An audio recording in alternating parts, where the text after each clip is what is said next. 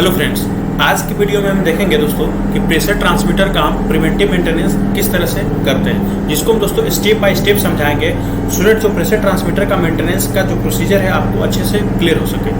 तो सबसे पहले दोस्तों किसी भी आप ट्रांसमीटर हो किसी भी इंस्ट्रूमेंट्स का जब मेंटेनेंस करने आप जाते हैं उसके लिए कुछ आपको रिक्वायरमेंट्स होते हैं टूल्स एंड टैकल्स का। तो सबसे पहला जो है हमारा जो यूज करते हैं वो हमारा क्या है कि मल्टीमीटर, जो भी डिजिटल मल्टीमीटर उसको आप ले लीजिए सो दैट जब जाएँ तो आपको फील्ड में जो भी है पावर सप्लाई जो है वहाँ पे क्या है उसको आप चेक कर सकें, मिलियम्स चेक कर सकें हमारा। नेक्स्ट आता है प्रेशर कैलिब्रेटर, जिसे आप ये देख सकते हैं, ये हमारा प्रेशर कैलिब्रेटर है, जिसे प्रेशर पंप भी बोलते हैं। इसको हम ले लें सो दैट जब प्रेशर ट्रांसमीटर का आप कैलिब्रेट करते हैं तो इससे क्या एडिशनली आप प्रेशर अप्लाई करते हैं और उसके रेफरेंस में मिलियम्स चेक करते हैं। नेक्स्ट है दोस्तों हमारा हार्ट कम्युनिकेटर, ये देख सकते हैं हार्ट कम्युनिकेटर, जिसे आप ट्रिम करते हैं, जीरो ट्रिम कर सकते हैं, वेदर रेंज चेंज कर सकते हैं। ये सब चीज़ें हमारा इस हार्ट कम्युनिकेटर के हेल्प से होता है। और फाइनली होता है हमारा दोस्तों टूल बैग, जिसमें हमारा बहुत सारे डिफरेंट जो है आपका जैसे कि एडजस्टर होता है, हमारा पाना हो गया, डीप पाना, स्क्रू ड्राइवर सेट हो गया, हमारा नोज प्लायर हो गया, ये सब जो है बेसिक आपके जो टूल्स है वो रहते हैं, जिससे हमारा मेंटेनेंस करने में ज़्यादा ईजी हो सके दोस्तों। तो ये कुछ बेसिक जो है आपका टूल्स है जिसको आपको मेंटेनेंस करने से पहले लेकर ही जाना है दोस्तों। नेक्स्ट हम समझते हैं कि जैसा कि देख सकते हैं हमारा फील्ड में जैसे है प्रेशर ट्रांसमीटर्स है लगे हुए हैं। ये दोस्तों प्रेशर ट्रांसमीटर्स हो सकते हैं दोस्तों, हमारे डीपीटी है, डिफरेंशियल प्रेशर ट्रांसमीटर्स भी है। तो अब इसको हम समझते हैं दोस्तों स्टेप बाय स्टेप किस तरह से हम मेंटेनेंस जॉब करते हैं और उससे पहले क्या क्या इनिशिएटिव लेते हैं। तो सबसे पहले दोस्तों जब आप किसी भी मेंटेनेंस जॉब करने जाते हैं उससे पहले आपको एक वर्क परमिट लेना रहता है। वर्क परमिट क्या होता है दोस्तों कि आपको जो है परमिशन दिया जाता है कंट्रोल रूम से कि हाँ आप इस इंस्ट्रूमेंट्स में इसका आप मेंटेनेंस जॉब कर सकते हैं, वेदर वो रिक्वायरमेंट आपका हो या हमारा कंट्रोल रूम का रिक्वायरमेंट हो। दोनों केस में हमारा वर्क परमिट लिया जाता है दोस्तों। जब वर्क परमिट ले लेंगे दोस्तों तो उस पर क्या है कि आपका जो भी इंजीनियर्स होंगे हमारा उनका सिग्नेचर्स होगा और जो भी कंट्रोल रूम ऑपरेटर होगा उनका सिग्नेचर होगा, उनके दोनों के ही परमिशन से आप मेंटेनेंस जॉब भी कर सकते हैं दोस्तों। नेक्स्ट होता है दोस्तों कि जो भी हमारा एक बाईपास जैसे कोई ट्रांसमीटर हमारा क्रिटिकल पैरामीटर्स है, क्रिटिकल ट्रांसमीटर्स है, तो उसको क्या हमें बाईपास लॉजिक में लेना है या नहीं, तो आप ऑपरेटर को बताइए कि ये हमारा क्रिटिकल पैरामीटर्स है, आप इसे बाईपास कर दें, इंटरलॉक्स में ले लें। अगर ऐसा रिक्वायरमेंट होगा, ऐसा जरूरत होगा तो हमारा कंट्रोल रूम से जो भी ऑपरेटर है उसे बाईपास मोड में डाल देंगे। जब वो दोस्तों क्रिटिकल होता है तब ऐसा कुछ किया जाता है। अदरवाइज आप नॉर्मल जैसे ट्रांसमीटर जिसमें आपका कोई भी प्रोसेस जो है हैम्पर नहीं होने वाला है तो उसमें हमारा बाईपास मोड डालने की कोई ज़रूरत नहीं है। नेक्स्ट बात आता है दोस्तों कि जैसे बहुत सारे प्रेशर ट्रांसमीटर्स होते हैं जिससे हमारा जो है कंट्रोल वाल्व का इंटरलॉक्स होता है, मतलब ये पीआईडी कंट्रोलर बेस्ड हो गए। मतलब अगर प्रेशर ट्रांसमीटर्स में हमारा वैल्यू जो है कम और ज़्यादा और उससे हमारा क्या है कि वाल्व का ओपनिंग क्लोजिंग डिसाइड हो रहा है, मतलब हमारा वाल्व जो है आपको प्रेशर ट्रांसमीटर के बेसिस पे आपका काम कर रहा है। तो ये हमारा हो गया पीआईडी कंट्रोल बेस्ड बोलते हैं। उसमें क्या है दोस्तों इनिशियली आपका ऑटो मोड में रहेगा कंट्रोल वाल्व, उसको आप कंट्रोल रूम को जो भी ऑपरेटर को बोलिए कि इसे आप मैनुअल मोड में डाल दें, आफ्टर प्रिवेंटिव मेंटेनेंस जॉब आप इसे फिर से ऑटो मोड में डाल लें। तो ऐसा कुछ दोस्तों एक कंडीशन है जिसको आपको ध्यान में रखना है। नेक्स्ट फिर है दोस्तों कि जो भी ऑपरेशन जो इंजीनियर्स हैं उनसे आप पूछिए कि वेदर हम जो भाल्व जो भी आपका ट्रांसमीटर्स है उसका आइसोलेशन भाल्व को आप क्लोज कर सकते हैं कि नहीं। ये ऐसा दोस्तों कभी पूछना पड़ता है। अगर ऐसा रिक्वायरमेंट है तो आप उनसे कंफर्म कर लें। अगर वो बोल दें कि हाँ आप इसमें क्लोज करके काम कर सकते हैं, कोई भी तरह का हमें दिक्कत नहीं होगा। जैसे बहुत ऐसे भी होता है दूसरा ट्रांसमीटर जिसका आप जब आप मेंटेनेंस करने जाते हैं तो उस समय आपको आइसोलेशन भाग क्लोज करने को नहीं कहा जाता है ऑपरेटर के थ्रू, जो भी कंट्रोल रूम ऑपरेटर उसके थ्रू हो सकता है दोस्तों को जो उनका इंटरलॉक्स है किसी और पैरामीटर्स हैं।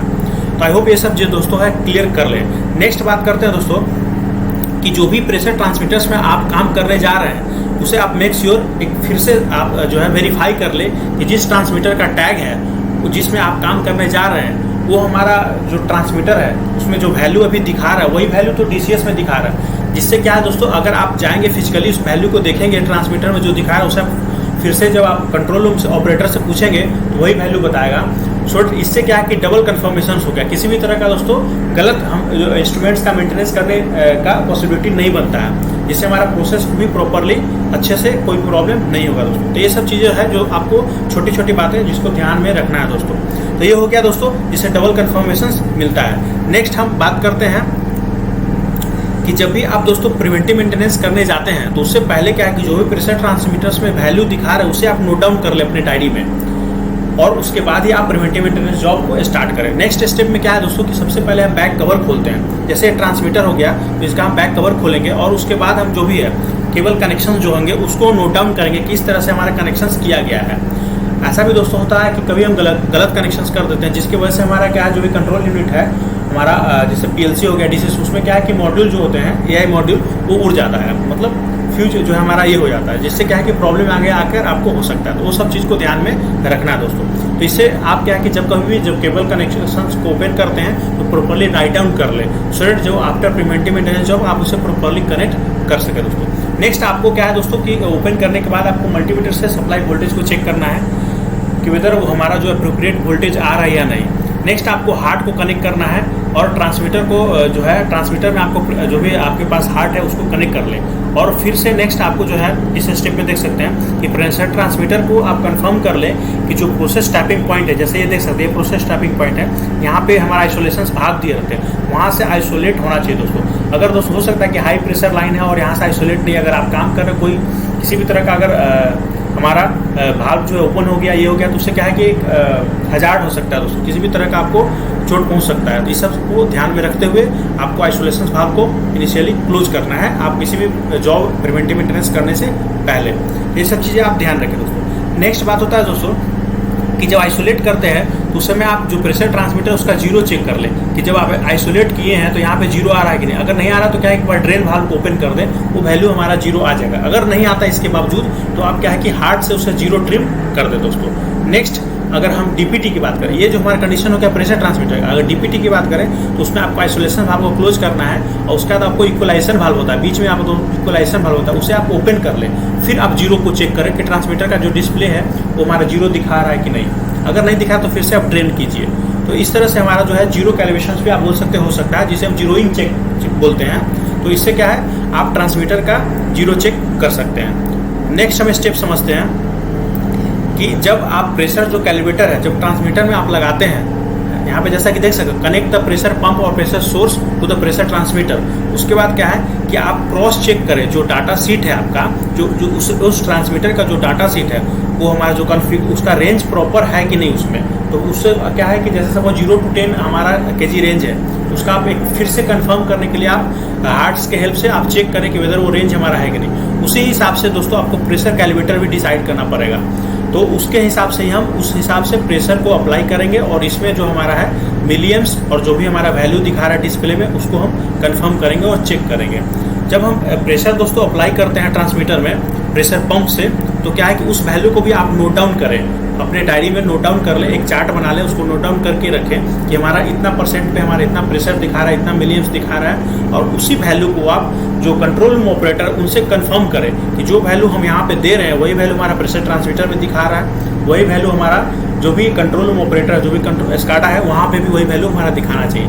तो आप इसे स्टेप बाय स्टेप कर सकते हैं। पहले 0% पे 25 to 100 तक कर ले, फिर इसे रिवर्स आप डाउन साइड में भी आ सकते हैं, 100, 75, 50 तो 0 आ सकते हैं। तो ये हमारा कुछ स्टेप है, इसका मैं चार्ट भी बता रहा हूँ। जैसे कि आप देख सकते हैं परसेंटेज रेंज है 0% का, जो आप इनपुट जो कैलिब्रेटर से दिए आप जो पंप है उससे वहाँ पे वैल्यू है, जो आपको डिस्प्ले वैल्यू में दिखा रहा है, जो भी ट्रांसमीटर में वैल्यू दिखा रहा है उसको आप यहाँ पे राइट डाउन कर लें, और जो आपको कंट्रोल रूम में दिखा रहा है उसको भी राइट डाउन कर लो। ये सब चीज़ आपको वेरीफाई करके जो भी है नोट डाउन करना होगा दोस्तों। नेक्स्ट अगर हम बात करें तो जो भी कनेक्शंस है उसको आपको क्या है रिस्टोर कर देना है। तो जैसा कि मैंने आपको पहले बताया कि कनेक्शंस को आपने राइट डाउन कर रखा है, उसको एज इट इज वहाँ पे है प्रॉपर कनेक्ट आप कर दें, अगर दोस्तों आपने ओपन करा है तो।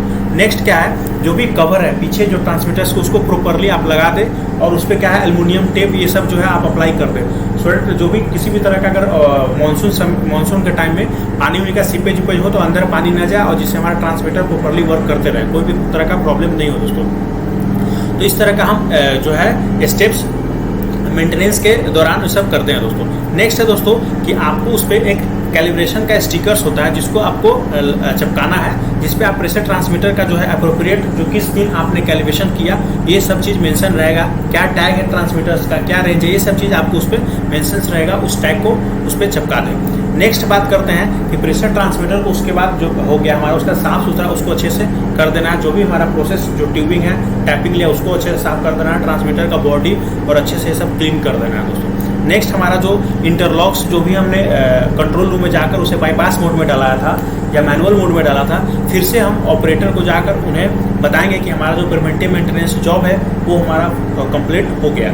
आप इसे एज इट इज जो पहले था उसे आप मैनुअल मोड से ऑटो मोड में डाल दें, और जो भी बाईपास आपने कर रखा था ट्रांसमीटर्स के टैग्स के जो भी इससे रिलेटेड है वो सबको आप नॉर्मल कर दें दोस्तों। उसके बाद आपका जो नेक्स्ट फाइनल स्टेप है वो क्या है कि परमिट को क्लोज करना है। उसके बाद परमिट को जब क्लोज करेंगे तो उसमें भी आपका साइन होगा और हमारा जो ऑपरेटर है कंट्रोल रूम शिफ्ट इंचार्ज उनका साइन होगा।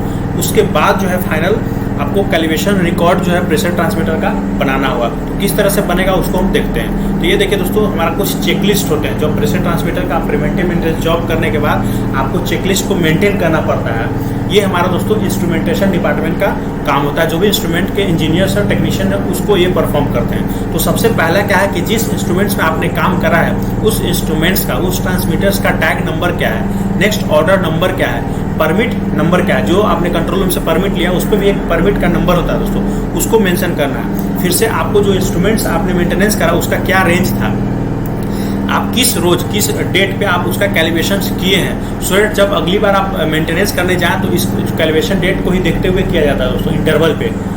नेक्स्ट हमारा कि जब आप काम करने स्टार्ट किए प्रिवेंटिव मेंटेनेंस जॉब तो उससे पहले आपको क्या वैल्यू दिखा रहा था, नेक्स्ट उसके जब मेंटेनेंस जॉब हो गया तो उसके बाद क्या वैल्यू दिखा रहा है, फिर ट्रांसमीटर का जो मॉडल है क्या है, किस मेक का बना हुआ है। नेक्स्ट है हमारा कैलिब्रेशन जो है, आप जो टेस्ट किए कैलिब्रेशन उसके लिए क्या क्या इंस्ट्रूमेंट्स आपने यूज करा है। तो जैसे कि मैंने आपको पहले बताया था मल्टीमीटर्स का आपका हेल्प करा है, हार्ट कैलिब्रेटर का यूज करा है और पंप का यूज करा है। नेक्स्ट है हमारा टेस्ट रिजल्ट, और फिर आपका जो मेंटेनेंस जॉब हुआ उसमें इन्वॉल्वमेंट किसका था, जैसे जो भी आपके साथ टेक्नीशियंस गए हैं उसका नाम, फिर आपके साथ जो इंजीनियर्स है या आप है उनका नाम, ये सब हमारा एक चेकलिस्ट बनेगा और ये इंस्ट्रूमेंटेशन डिपार्टमेंट के पास रहेगा। तो कुछ इस तरह से हमारा दोस्तों प्रिवेंटिव मेंटेनेंस का जो है आपको स्टेप बाय स्टेप हमने समझाया कि किस तरह से प्रेशर ट्रांसमीटर्स हो या डिफरेंशियल प्रेशर ट्रांसमीटर हो उसका प्रिवेंटिव मेंटेनेंस किया जाता है। आई होप आपको कॉन्सेप्ट क्लियर हो गया होगा।